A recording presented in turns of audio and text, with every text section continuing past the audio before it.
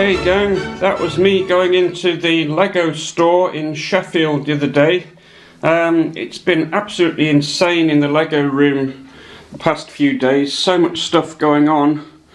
So hold that thought and we'll have a look at what's been happening in a few minutes. But first, a message from Sir Geoffrey Boycott, the famous English cricketer. Why the cricket folk always take an instant dislike to me? It saves time, Jeff. Any road, happen you better smack that like and subscribe button. How about contributing to Patreon as well? Yes, thank you for that reminder, Sir Geoffrey. You can indeed contribute via Patreon now if you want to buy me a cup of coffee, or indeed if you want to buy me a substantial villa in the south of France, or maybe leave me a legacy on your will. Please click on the link below. But in the meantime, let's have a look what's been going on in Brixted, starting with these superb vehicles. The other day I decided to make a nice 1940s style roadster out of Lego. Most of them tend to look pretty much like this shape, with that nice curved front fender, and then a running board in the middle, and then another nice curved fender at the back, on the back wheel. Notice that nice sort of Art Deco curved grille at the front of the car as well. While I was looking at the cars though on the internet, I actually came across this Lego version that someone had already created. There's a YouTube channel called Jerry Builds Bricks, spelt with a J, and this chap had already built a really awesome convertible Lego car, including petrol pump actually, and he's actually put the instructions on his YouTube channel, so I decided to copy that one, except the main difference was I made mine in red rather than black. And after a quick visit to Bricklink for some additional parts, this is the result, and I think you'll agree it's absolutely superb. I really like this design, and once again it's not my design, it's a chap called Jerry Builds Bricks, and he's put the instructions on his YouTube channel if you want to go over there and have a look. But I think it perfectly sums up that nice Art Deco sort of 1940s sports car look. This car is so totally awesome that I basically just built it as described on Jerry's YouTube channel. One very small improvement I did make, if we turn it around, notice that between the wheel arches here and the main body of the car there's these little gaps which I didn't quite like the look of. So what I did was, using these Lego brackets here, these 1x1 brackets, I actually inserted those brackets in the gaps, and if we turn it around to the other side where I've put them in, you can see it does fill up the space quite nicely. Another small improvement I made was I put this speedometer piece in there. It's just a 1x1 round brick, but otherwise the car is exactly as on the Jerry Makes Bricks websites. I just think it's a superb Art Deco car, and it inspired me also to make my own attempt at a similar sort of car. This is my own version of the model, which has a slightly different engine compartment. We've actually got a covered triangular engine compartment there.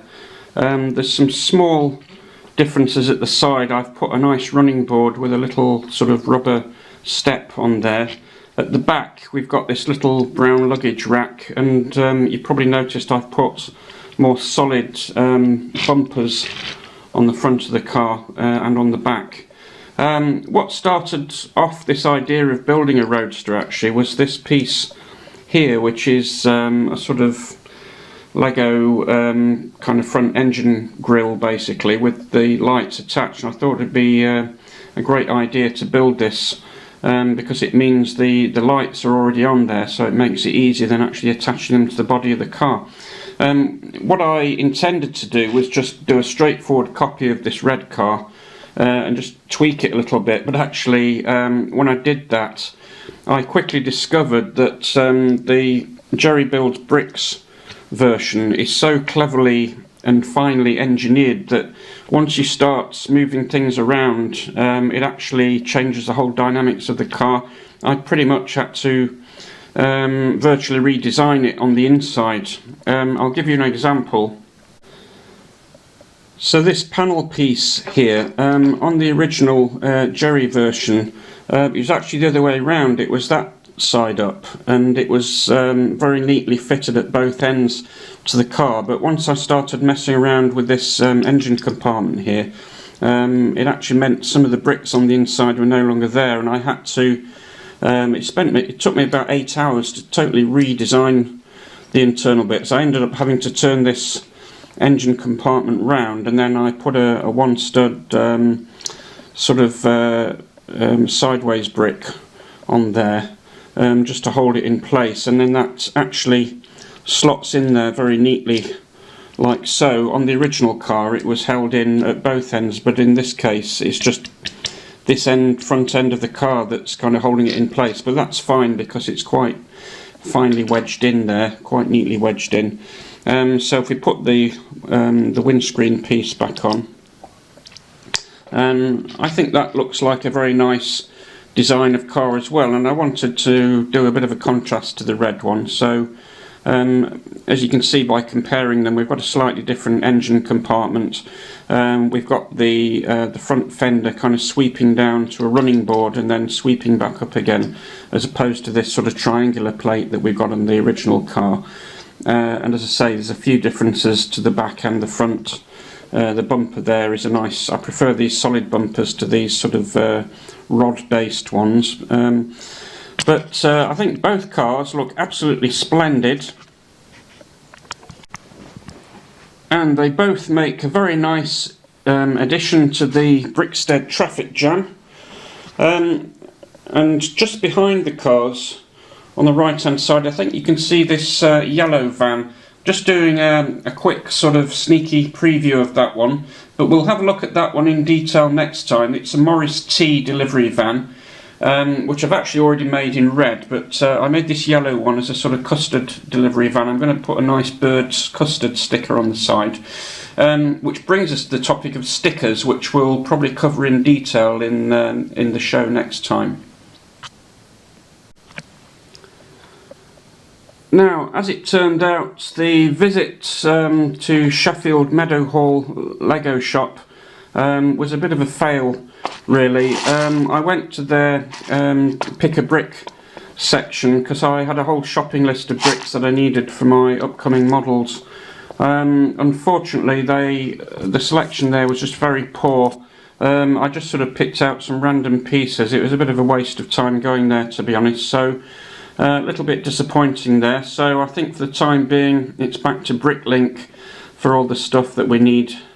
Anyway, gang, you'll have noticed some of the buildings have got their roofs off at the moment. I've been doing some internal furnishing of buildings. For example, you'll notice the hospital building is starting to get some stuff inside it. We've got some patients in their beds.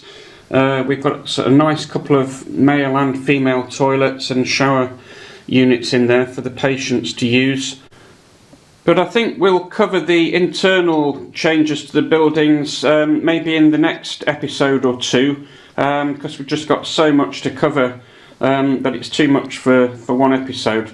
So what I'll do now is say live long and prosper, and I'll see you all next time. Don't forget there's now a Patreon link in the description below, so if you want to buy me a cup of coffee, or even better still, leave me a substantial bequest towards a villa in France, that would be very welcome. So see you all next time.